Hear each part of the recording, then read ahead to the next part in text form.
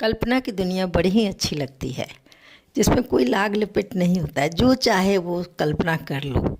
आज मैं आप सबको कल्पना की दुनिया में ले चलती हूँ।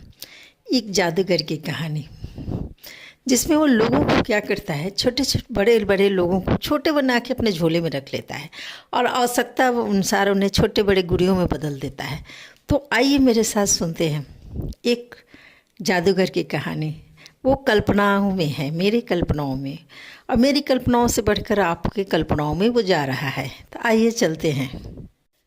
महाराष्ट्र का एक छोटा सा गांव बोईसर, जो आदिवासी जनजाति बहुत इलाका है। ये आदिवासियों की अपनी जीवन होती है, उनकी शैली अपनी होती है, सब कुछ उनका अलग सोच, अलग तरीका, रहने सहने का तरीका अलग होता है। तो यही की कहानी है ये।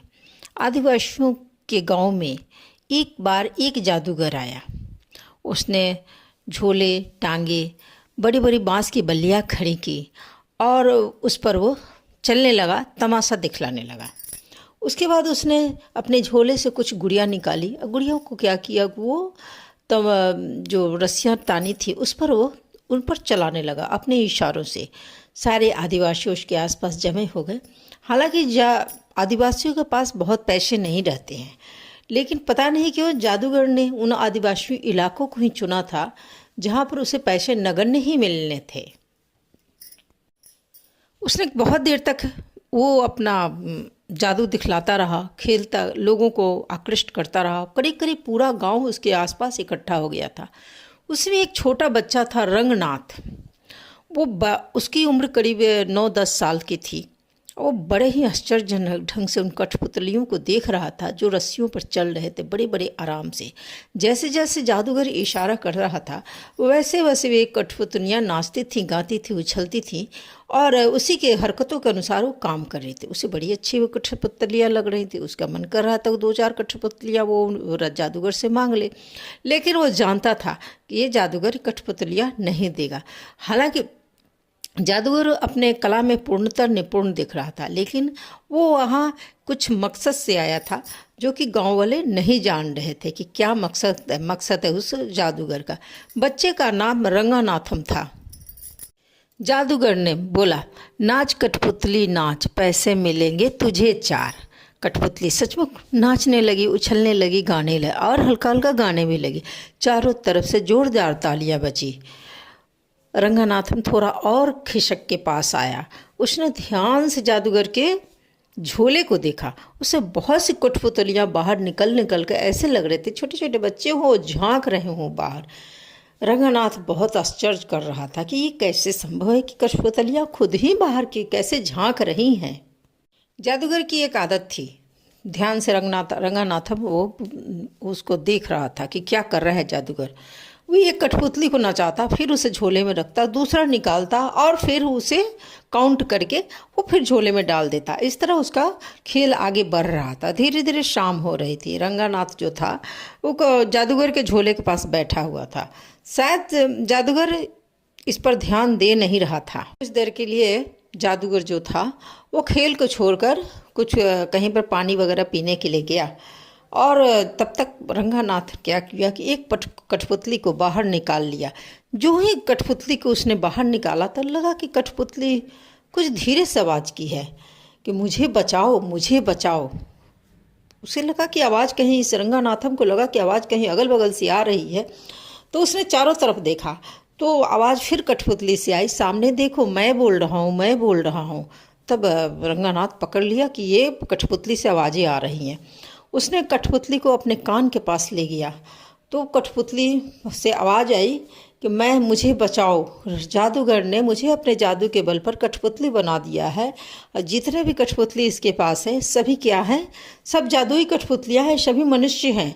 यहाँ भी वो आया है कुछ लोगों को कठपुतली बनाने के लिए, हो सकता है वो तुम्हें बना ले, इसलिए तुम मुझे झोले में रखो और जादूगर को फॉलो करो। तो रंगानाथम ने पूछा कि अच्छा बताओ कि तुम लोगों की ये जो जादूगर ने जो तुम लोगों के साथ किया है, ये तुम लोग कैसे पुनः से मनुष्य की श्रेणी में आ सकते हो। तो कठपुतली ने बताया कि ध्यान से सुनो, ये आज अमावस्या का दिन है, ये आज वो हम सभी कठपुतलियों को शमशान में ले जाएगा अपनी हम सब। और एक समय आधी रात को ठीक 12 बजे रात्रि को ये हम सभी कठपुतलियाँ एक मनुष्य के रूप में आ जाएंगे 5 मिनट के लिए। अगर उस 5 मिनट के समय में गंगा जल लाकर इस पर छिड़क दिया जाए इन हम सभी पर, तो हम सभी क्या हो जाएंगे, फिर से मनुष्य के रूप को प्राप्त कर लेंगे। लेकिन संयोग से ये यहाँ पर कहीं भी गंगा जल नहीं मिलने वाला है। गंगा जल तुम्हें आपको हरिद्वार से ही लाना पड़ेगा। रंगानाथ बहुत परेशान हुआ, बोला कि ये तो संभव नहीं है, हरिद्वार में तो जा नहीं सकता हूँ, और जब तक ये जादूगर यहाँ से चला भी जाएगा और अमावस्या तो 2 ही दिन बाद है, ये तो संभव ही नहीं है। फिर मेरे पास इतने पैसे भी नहीं हैं कि मैं हरिद्वार जाके गंगा जल लाऊं। तो कठपुतली बोली कि कोई बात नहीं, ऐसा करो कि जादूगर जो झोले है जादूगर का उसके बाएं तरफ एक पॉकेट है, उसमें कुछ पैसे उसमें होंगे, तुम चुपचाप निकाल लो और जादूगर के साथ रहो। रंगानाथ ने जैसा कठपुतली ने बताया था फटाफट उसने झोले से कुछ पैसे निकाले, अब बगल में रख लिए। अब उसके पास 2 ही दिन थे, गंगा जल लाना था और 12 बजे रात्रि को जाके उन शमशान में, चूँकि वो शमशान जिस जगह पर बताया था गांव से कुछ दूरी पर था, उसे वह रात्रि के पहले ही जाकर वहाँ पर छुपना था।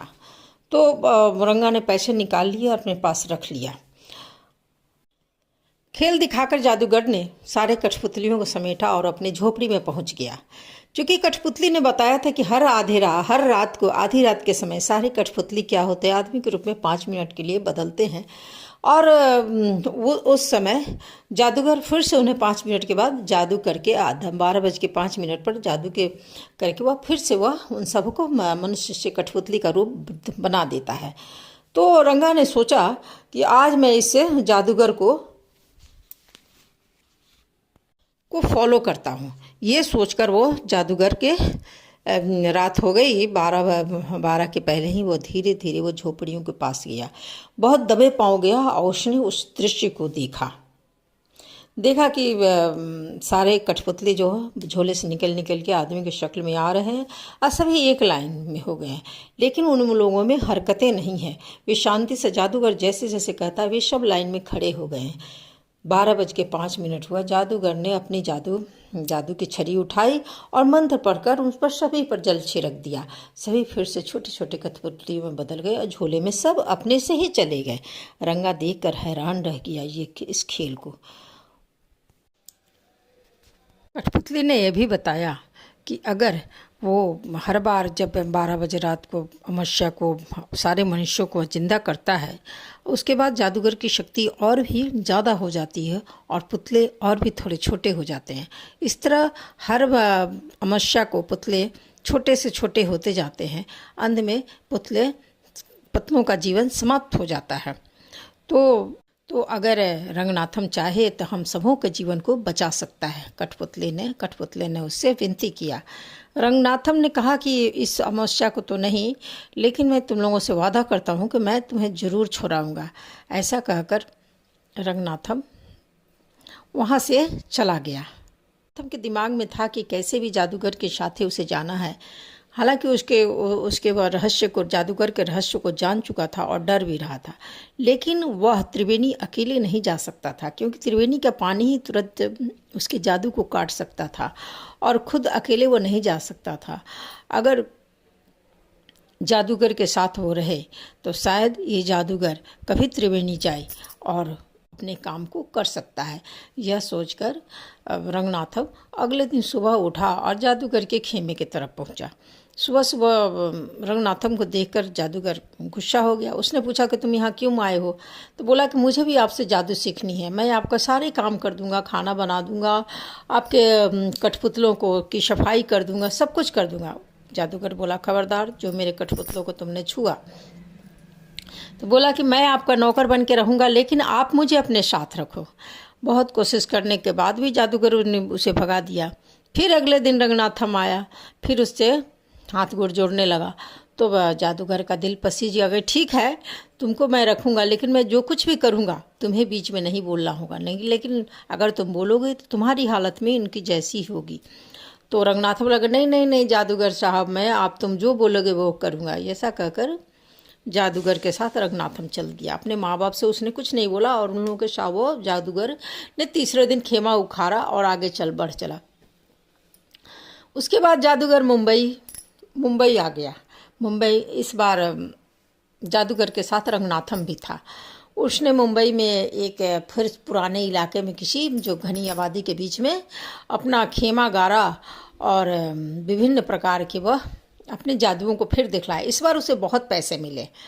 जादूगर की जो प्रवृत्ति थी कि हर एक जगह जाकर कुछ लोगों को अपने पुतलों में बदल देना, तो इस बार उसने बोईसर में कुछ भी ऐसा नहीं किया था, बल्कि रंगनाथम को सीधे रूप में ही लेकर आगे बढ़ा था।